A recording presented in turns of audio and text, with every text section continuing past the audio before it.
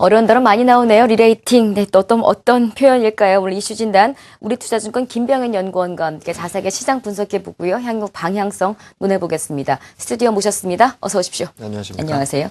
장중 내내 외국인들 매도 이야기 나오고 최근에 계속 키프로스 얘기 나오고 많은 얘기들이 나옵니다만 한마디로 우리 증시 지금 이야기하자면 여전히 디커플링입니다. 그렇죠. 현재 상황 좀 분석해보고 싶고요. 언제까지 이렇게 우리가 다른 선진국들 시장과 글로벌 증시에 비해 좀 외면당해야 해야 되는지 원인도 좀 분석해보고 싶네요. 일단은 뭐 차트부터 보시면서 이제 말씀을 드리겠습니다.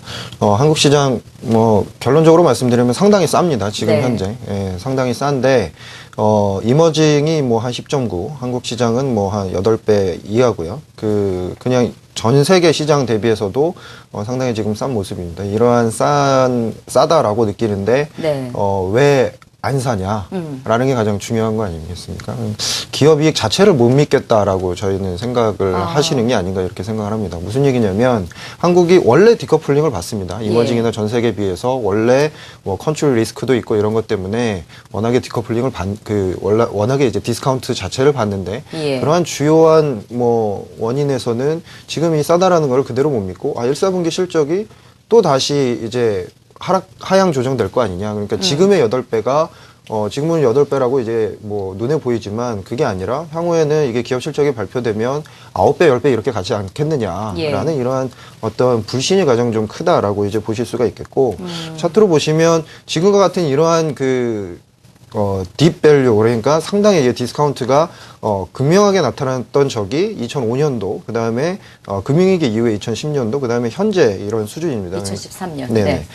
그렇기 때문에 지금 같은 경우에는 오히려 이렇게 너무 좀 이렇게 불신이 강한 게 아닌가. 따라서 글로벌 증시는 계속 이제 상승을 하고 있는데 한국 시장만 이렇게 계속 디커플링이 되는 이러한 모습이 계속 나타나고 있고 금방 이제 앞서서 2005년도 제가 말씀드렸는데 그러면 2005년도랑 좀 비슷한 게 뭐냐 좀 더 찾아봤습니다. 지금 이제 도표가 나오고 있는데 첫 번째는 저희가 이제 약간 좀 어려운 얘기로 임밸런스의 밸런스화가 시작이 됐다 이런 말씀을 좀 드리고 있고 두 번째로는 이제 그러한 무역 수지들이 조금 이제 밸런스화, 그러니까 균형점을 찾아가면서 사실은 자산 간 대체, 그러니까 채권에서 주식으로 작년에는 채권이 상당히 좋았고 올해는 지금까지 아주 채권 시장 거의 되게 힘든 이런 한 해를 보내고 있습니다. 그 돈들이 이제 주식장으로 이제 많이 몰리는 이런 모습들이 2005년도에 사실 나타났고 똑같이 이제 신정부 효과 그리고 이러한 글로벌 증시는 상당히 계속 뻗어나가는데 한국 시장만 디커플링 되는 이러한 모습들이 2005년에도 같이 좀 나타났다. 라고 보고 있습니다. 영어 진짜 많이 나와요. 임밸런스의 밸런스. 이런 것도 상당히 아이러니하기도 하고, 그레이 로테이션이 시작됐고, 지금 말씀하신 신정부 정책 효과라든지 채권 시장보다 오히려 위험자산 쪽으로 선호하고 있는 여러 가지가 2005년과 비슷하다고 하셨는데, 흔히 쉽게 생각하면 위험자산이 들어오면 우리 시장, 이머징 시장이 좀, 눈에 좀 띄어야 되는 게 아닌가, 이런 생각도 들거든요. 2005년과 비교했을 때 좀 더 어떤 흐름들이 이어지고 있는지 구체적으로 좀 제시를 해 주시겠습니까? 일단은 그때 당시에 생각을 해보시면 IT 버블 이후에 5년 차가 진행이 됐었습니다.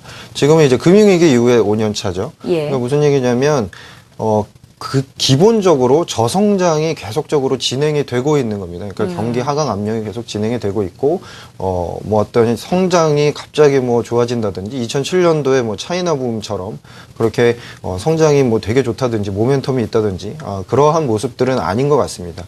차트를 좀 보시면 2005년도에도 한국의 수출이나 매출 증가율은 계속 이제 바닥을 기는 이러한 모습을 보였고요. 또 하나 중요한 점은 환율이 기조적으로 절상이 되는 이러한 구간이었다는 점입니다. 작년 4, 4분기를 기억을 해보시면 작년 4, 4분기에 이익이 상당히 안 좋았던 이런 모습을 보였는데 그러한 이유가 환율이 계속적으로 빠져나가면서 계속적으로 하락을 하면서 어떤 이익에 대한 그러한 우려가 강하게 이제 나타났던 이런 상황이었고, 이게 이제 1, 4분기에 환율이 다시 이제 1,100원대로 이제 올라오면서 환율 변동성이 다소 죽으면서 4, 4분기보다는 좀 1, 4분기가 괜찮지 않을까, 이러한 생각들이 오히려 2005년보다는 좀 더 괜찮다라고 이제 보고 있습니다. 차트를 좀 보시면 2004년도에는 상당히 기업 이익이 되게 좋았습니다.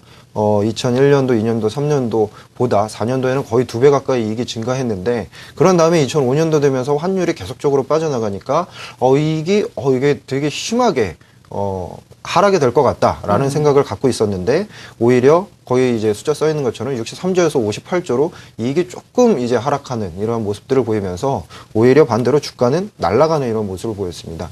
2005년도가 어땠냐면 거의 이제 1000포인트가 상단으로 한 거의 5년째 계속 막혀 있었던 상태였고 예. 그거를 이익이 어느 정도 괜찮다라는 그런 생각이 들면서 이 1000포인트 되는 상단 박스를 이제 뚫고 올라가는 이런 모습들을 보였는데 그때 당시에 대부분 뭐 어떤 기관 투자다라든지 아니면 투자 전략이라든지 1000포인트 올라가면 대부분 차익 실현이 일어날 거다라고 생각을 했었는데 이게 2005년도 내내 이제 시장이 올라가는 이런 모습들을 보였단 말이죠.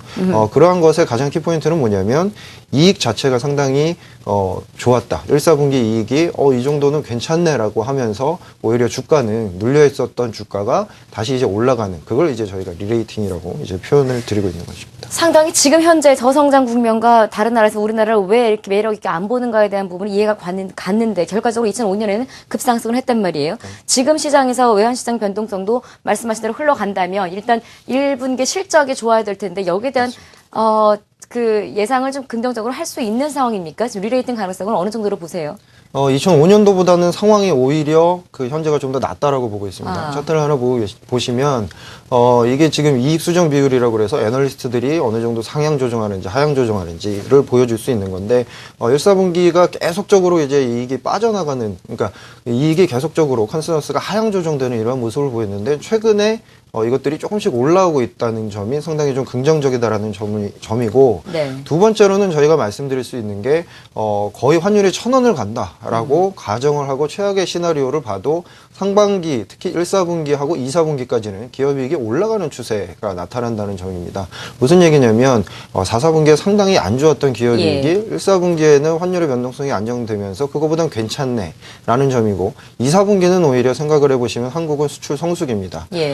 6월, 7월에 이제 미국이나 유럽 쪽에서 드라이빙 시즌이 있기 때문에 미리 재고를 쌓아가는 과정에서 수출 성수기가 나타나는 이런 상황이기 때문에 오히려 상반기에 기업이익이 괜찮다라는 점이고 그렇다면은 주가는 지금 현재 있는 이 바닥에서 적어도 평균 정도까지는 올라와야 되지 않느냐 이렇게 생각을 하고 있고 그 평균을 올라서는 이러한 것이 박스권 상단을 뚫을 수 있는 이런 하나의 모멘텀이 될 거다라고 보고 있습니다. 우리 실적을 가장 불안하게 했던 게 외환시장이라면 말씀하신 대로 1월까지 저점 찍고 이제 꾸준히 또 상승하고 있는 분위기거든요. 마지막 질문 드리겠습니다. 2분기부터는 그럼 본격적인 상승 기대해봐도 되는 겁니까? 저희는 그 2, 4분기가 가장 중요할 거다라고 보고 있고, 차트를 보시면 본격적인 상승 국면이 좀 나타날 거다라고 보고 있습니다. 가장 중요한 점이 뭐냐면, 저평가라는 게, 그러니까 밸류에이션 매력이라는 게 나타나려면 이익이 어느 정도는 상승을 해줘야 주가가 확실히 튈 수 있는 이런 상황입니다. 근데 저평가 매력이 있는데도 이익이 그다지 뭐 좋지 않으면 뭐 계속적으로 주가는 그냥 지금 선에서 옆으로 기는 이런 모습을 나타낼 거다라고 이제 보통 생각을 할 수가 있을 것입니다. 저희가 봤을 때는 1, 4분기 이제 컨센서스 이제 프리뷰들이 지금 이번 주에 많이들 나오게 되고 다음 주부터 이제 기업 실적이 발표가 되는데 그러한 기업 실적이 발표가 되는 것을 유심히 좀 보시면서 생각보다 괜찮다라는 느낌이 드시면 오히려 주식을 점차적으로 담아가시는 하나의 기회가 되시지 않을까 싶습니다. 알겠습니다. 자, 이슈 진단, 우리 시장에 대한 자산 진단과 또 향후 전망 살펴봤고요. 우리 투자증권 김병현 연구원 함께했습니다. 고맙습니다. 감사합니다.